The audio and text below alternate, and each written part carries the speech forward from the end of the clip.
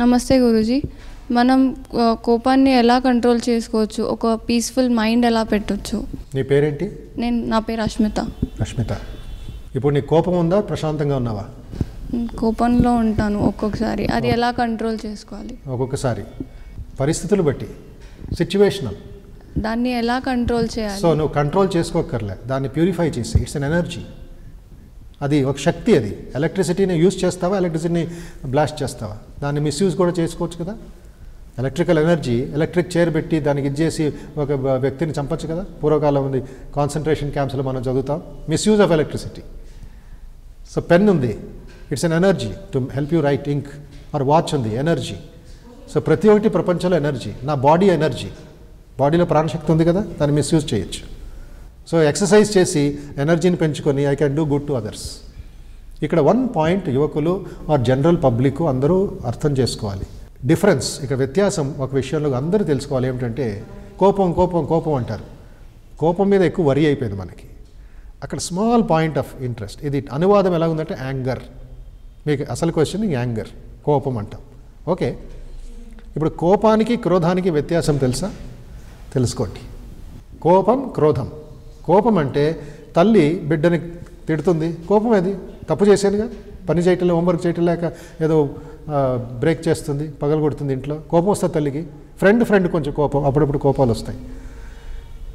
Teacher student కోపం రావచ్చు, దాన్ని కొంచెం చెవు పిండుతాడు, కోపం వచ్చి ఇరిటేట్. అంతే, ఆ సిచ్యువేషన్ అదంతా. తర్వాత నువ్వు బిజినెస్లో కొంచెం కోపం వస్తుంది, నీ వర్కర్స్ సరిగ్గా పని చేయలేదు, సంపాదించలేదు, లేక వేస్ట్ చేస్తున్నారు ఇచ్చిన వాల్యూస్ని, కొంచెం కోపం వస్తుంది. ఆ కోపం సిచ్యువేషనల్, మర్చిపోవాలి. Forgive and forget. బట్ ఈ కోపాన్ని నువ్వు మనసులో పెట్టుకొని దాన్ని దీని కింద ఒక రివెంజ్ లాగా అది నువ్వు ఇచ్చేస్తూ ఉంటే దట్ బికమ్స్ క్రోధ. That is dangerous. అది క్యాన్సర్ లాగా జీవితంలో తయారవుతుంది. Forget it. నువ్వు ఫ్రెండ్ ఏదో మిస్అండర్స్టాండింగ్ ఉండొచ్చు, లేక అమ్మా నాన్న మిస్అండర్స్టాండింగ్ ఉండొచ్చు, భార్యాభర్తలు కోపం రావచ్చు, తల్లిదండ్రులు మరి చిల్డ్రన్ వాళ్ళ పిల్లలకి కోపం రావచ్చు, సిచ్యువేషన్. బట్ అదే ఎక్కువ అవుతూ ఉంటే అన్నెసెసరీగా మాటమాటికిను, then it's a serious matter. ఆ కుటుంబం అనేది అశాంతిమయంగా ఉంటుంది. ఉదయం నుంచి కోపం, అందరూ తిట్టుకుంటున్నారు, ఇరిటేషన్గా ఉన్నారు. అదేం లాభం జీవితంలో? ప్రశాంతత ఎక్కడుంది?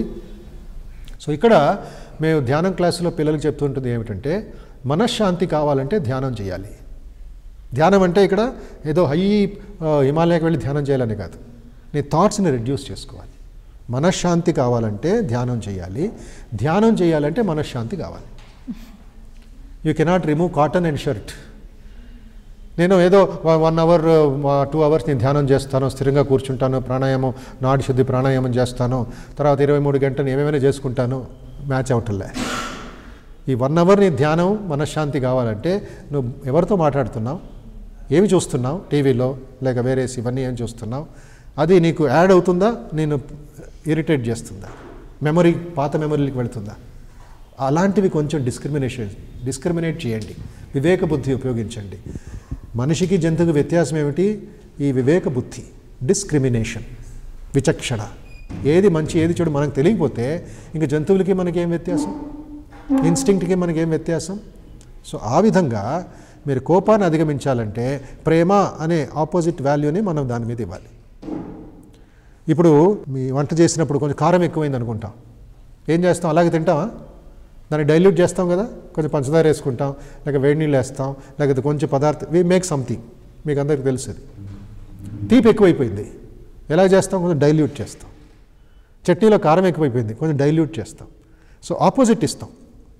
జలుబు వచ్చింది, ఐస్ క్రీమ్ తింటూ ఉంటారా? You get pneumonia. సో ఏం చేస్తాం? వేడి నీళ్ళు తాగాలి.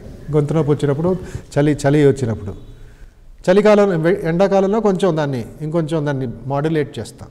సో ప్రకృతితో మనం బాడీ ఏ విధంగా ఉందో కోపాన్ని కొంచెం ఇది ఇవ్వండి, డిస్క్రిమినేట్ చేయండి. కొంచెం కోపంలో ఇక్కడ 3 points మీకు చెప్తాను.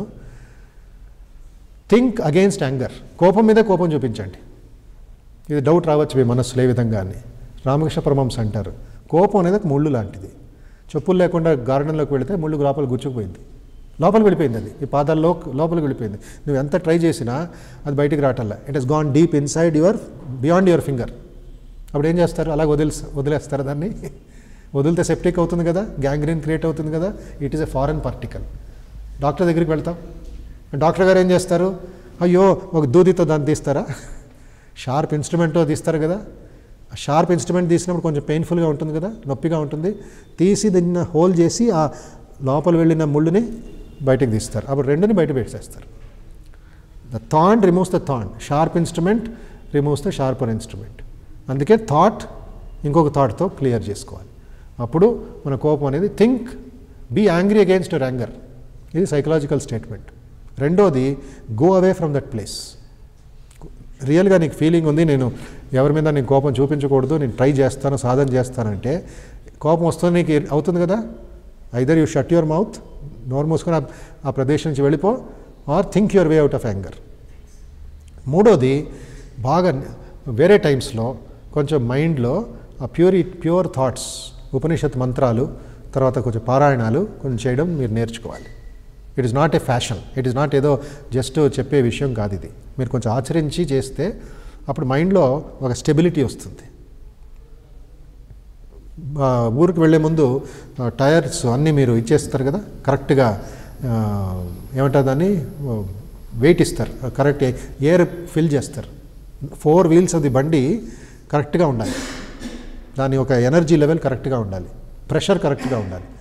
ఒక చోట ఎక్కువ ఒక చోట తక్కువ అంటే మీ జర్నీ ఇంబ్యాలెన్స్ అవుతుంది. సిమిలర్లీ కోపం అనేది ఇంబ్యాలెన్స్ అయిపోతే హోల్ డే అప్సెట్టింగ్గా ఉంటుంది. సో ఏం చేయాలి నువ్వు, control go away from the place. రెండోది think your way out of anger. మూడోది be prepared for the situation. నాలుగోది ఫర్గెట్ ద సిచ్యువేషన్. అయిపోయింది, ఇంకా వదిలి ఫర్గివ్ అండ్ ఫర్గెట్. ఈ విధంగా నువ్వు డెవలప్ చేసుకో.